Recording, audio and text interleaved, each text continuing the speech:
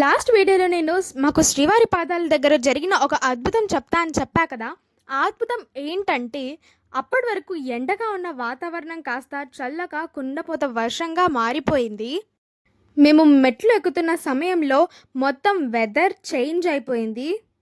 So మేమైతే finally శ్రీవారి పాదాల దగ్గర చేరుకుని దర్శనం చేసుకున్నాము. అసలు ఆ వెదర్ చూడండి, మొత్తం ఎంత గాలి వీస్తుందో అండ్ మొత్తం చుట్టుపక్కల అంతా ఫాగీగా ఉంది. సో మేమైతే కొద్దిసేపు అక్కడే నించొని ఆ వెదర్ని ఆస్వాదించి మళ్ళీ కిందికి బయలుదేరాము. ఇప్పుడు మేమైతే శిలాతోరణంకి బయలుదేరాము. అసలు చూడండి చెట్లు ఎంత పెద్ద పెద్దగా ఉన్నాయో.